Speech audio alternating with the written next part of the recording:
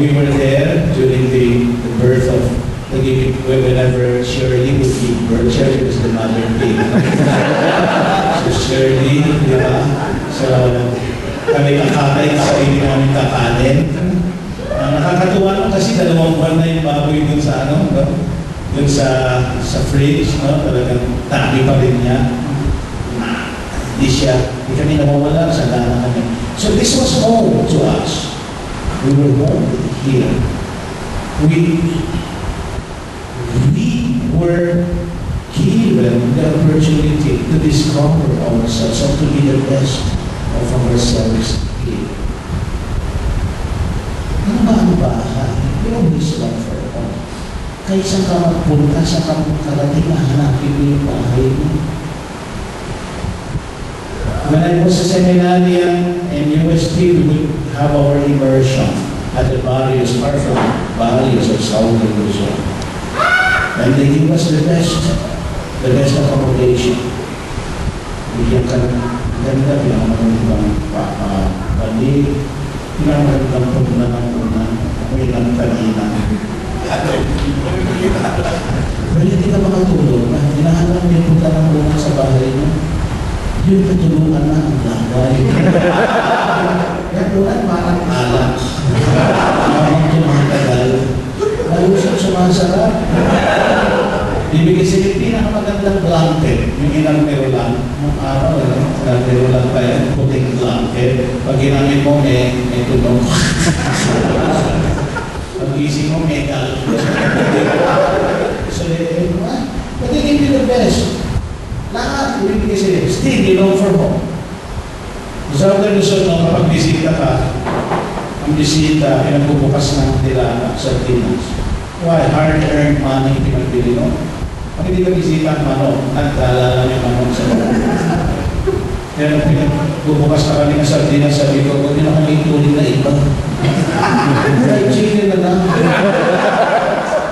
Bisita eh.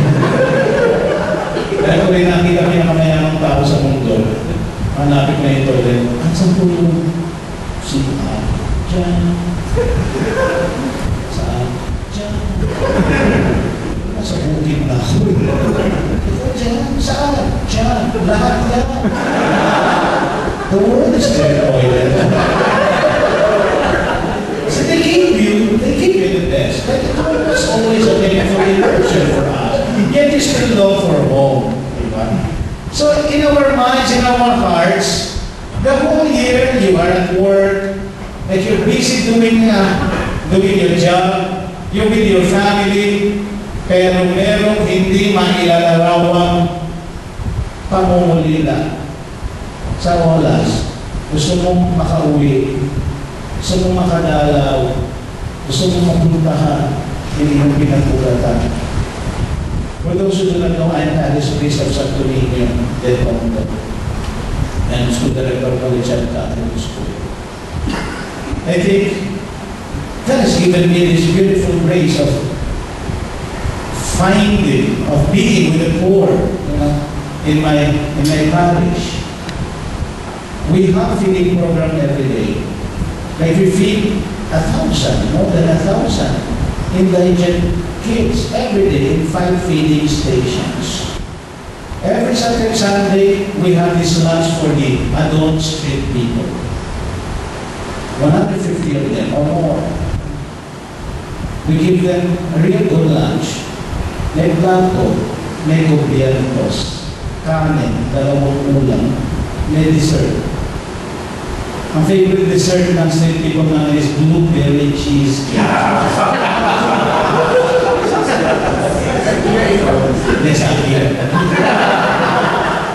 So, nandun sila, di ba?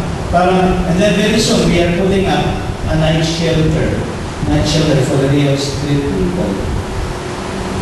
The bishop in charge of Civil Bishop Manila, Bishop Father Pagdili, is with me. Sama ko po sa bed ko. Ganayin, informator ako. Si Lord talaga. Ang tiwala. So So the person in charge of the Social Services and Development Ministry of the Church of Manila is with me. So he continually inspires us, a very simple man, very, very Franciscan. He's Salesian actually. Very Franciscan.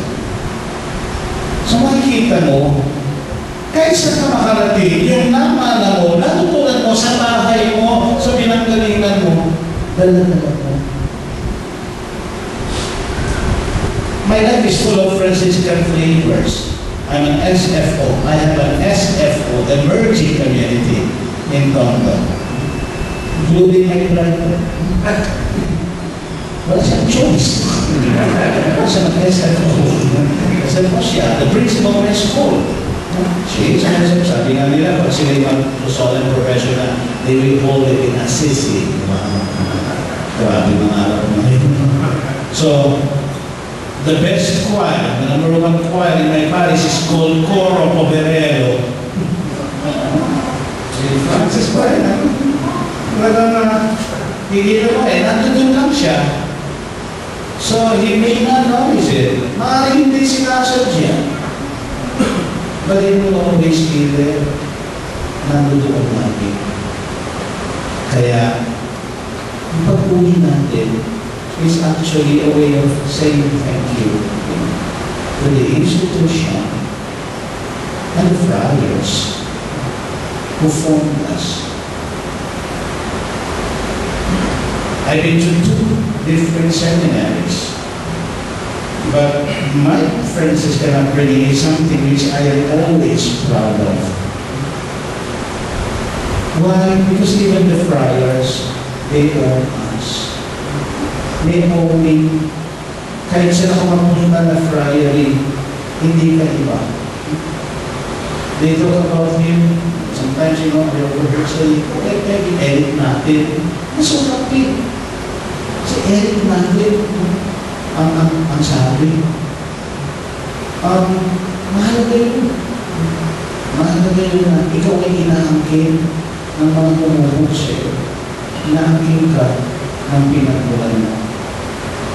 So nandito tayo, and this Armenian Franciscan home where we grew up, where we were from, to say thank you. We will be telling stories. We do away with what happened in the gospel. Sapagkat kung tayo nabasbasan, we would not feel envious about the blessings of the people.